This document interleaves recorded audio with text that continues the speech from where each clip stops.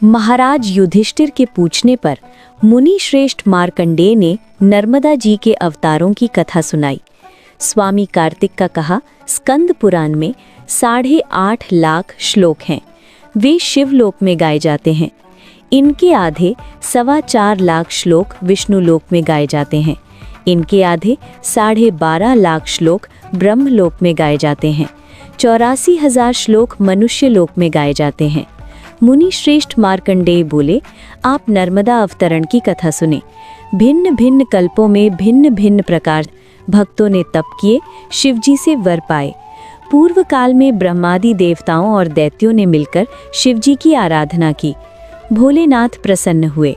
वे बोले, हे देवों के देव भोलेनाथ, 7 दीपों में कोई नदी नहीं जो पितरों को तारे, पाप कर्मों से हमारी रक्षा करे। इसलिए हे नाथ, आप पवित्र नदी नर्मदा को पृथ्वी पर अवतरित करें जी।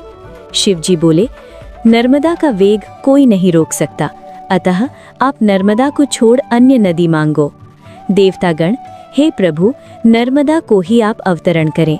भगवान भोलेनाथ ने नर्मदा का आवाहन किया। वे मगर पर सवार हो प्रकट हुई। बोली, प्रभु क्या आज्ञा है? शिवजी ने कहा, आप पृथ्वी पर अवतरित हो, वहाँ के मनुष्य तथा अन्य जीवों का कल्याण करो। नर्मदा जी बोली, मेरे अवतरण हेतु आधार नहीं है। शिवजी की आज्ञा से ऋक्षवान पर्वत बोला, मैं नर्मदा को धारण करूंगा आपके प्रसाद से। तब जम्बूद्वीप में पहले मनवंतर नर्मदा अवतरित हुई। जंगल पर्वत सब पृथ्वी को भिगोया, पितरों को तृप्त किया, पापियों के पापों को नष्ट किया। सभी देवता नर्मदा से प्रसन्न हुए एवं प्रार्थना कर बोले, देवी आप मर्यादा धारण करें।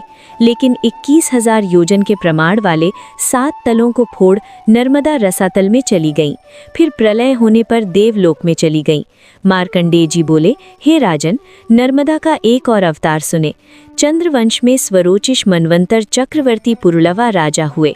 वे समस्त पृथ्वी पर राज करते थे। वे धर्मपरायण थे। जन कल्याण हेतु उन्होंने वृद्ध विद्वान ब्राह्मणों को आमंत्रित कर सभा में सबसे पूछा, मनुष्य यज्ञ दान के बिना पाप कर्मों से छुटकारा कैसे पा सकता है? वो स्वर्गलोक कैसे प्राप्त करेगा? विद्वान ब्राह्मणों ने कहा, नर्मदा ही एक नदी है जो पवित्र है, जन कल्याण करने वाली नदी है। इनके जल से पितरों का उद्धार होगा, दर्शन से मोक्ष प्राप्त होगा। ब्राह्मणों के वचन सुन राजा पुरुरवा ने शिवजी की आराधना कुछ 1000 वर्ष तक की। महादेव प्रसन्न हो बोले, राजन, मैं तुम पर प्रसन्न हूँ, वर मांगो। राजा बोले, यदि आप प्रसन्न हैं तो सभी लोगों का हित करने वाली नर्मदा नदी पृथ्वी पर अवतरित करें। शिवजी, राजन, असंभव है, नर्मदा को छोड़ अन्य वर मांगो। राजा बोले, मैं मर जाऊंगा पर अन्य कोई वर नहीं मांगूंगा। शिवजी ने वर दे दिया। नर्मदा आई, बोली, मुझे धारण करने वाला नहीं है। शिवजी ने श्रेष्ठ 8 पर्वतों को बुलाकर कहा, आप समर्थ हो, नर्मदा को धारण करें। विंध्य पर्वत बोले, मेरा पुत्र पर्याक्त नाम है, वो आपके प्रसाद से नर्मदा को धारण करेगा। पर्याक्त पर्वत पर नर्मदा अवतरित हुई। जंगल पर्वत पृथ्वी को मिगोकर राजा से कहा, राजन, आप मेरे जल का स्पर्श करें। राजा ने जल का आचमन किया, पितरों का तर्पण किया। पितरों को मोक्ष भी प्राप्त हुआ। सभी देवी देवता ने कहा, देवी नर्मदा मर्यादा धारण करें, शांत होवे। लेकिन 21 योजन का विस्तार कर नर्मदा रसातल में चली गई। मुनि मार्कंडेय जी बोले, नर्मदा का एक अवतार पृथ्वी पर पूर्व काल में चंद्रवंश में राजा हिरण्य तेजा चक्रवर्ती हुए। उन्होंने 14,000 वर्ष तक तप करके शिवजी से वर पाया। नर्मदा का उदय पर्वत, सुमेरु पर्वत, हिमाचल पर्वतों ने धारण किया। शिवजी ने त्रिशूल फाड़ पृथ्वी में कील दिया। नर्मदा उतरी, पर्वत जंगल पृथ्वी को तृप्त कर, पितरों को भी तृप्त कर पूर्व काल की भांति फिर से रसातल में चली गई हैं। हे पांडुनंदन, नर्मदा का पृथक पृथक प्रकार से अवतार होते रहा है। क्षत्रिय कुल इक्ष्वाकु वंश में राजा पुरुकुत्सु भी हुए। उनके द्वारा तप किया गया, शिव से वर पाया। नर्मदा का अवतरण भी हुआ। मनुष्य लोक में पृथ्वी जंगल पर्वत तथा पितरों को तृप्त कर नर्मदा रसातल में जाती रही हैं। भिन्न भिन्न कल्पों की भिन्न भिन्न जन्म कथाएं हैं। महर्षि मार्कंडेय जी बोले, युधिष्ठिर, एक कथा और सुने। आदिकाल सतयुग में शिवजी समस्त प्राणियों से अदृश्य होकर 10 सहस्त्र वर्षों तक ऋष्य पर्वत विंध्याचल पर्वत पर तपस्या करते रहे। उसी समय शंकर जी के श्वेत रंग का स्वेद निकलने लगा। वो स्वेद पर्वत पर बहने लगा। उसी से एक परम सुंदर कन्या उत्पन्न हो गई। वो कन्या सुंदर होने के साथ परम साधन संपन्नता और तपस्विनी थी।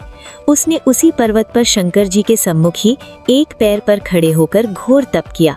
उसके तप से प्रसन्न होकर शंकर जी ने कहा, बेटी तू जैसा वर चाहे, जितने चाहे वर मांग ले।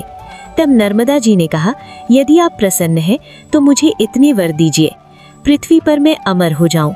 जो जीव मेरे जल में स्नान करे वे पापों से रहित हो जावें। जैसे उत्तर में भागीरथी गंगा है, वैसे ही दक्षिण में मैं हो जाऊं।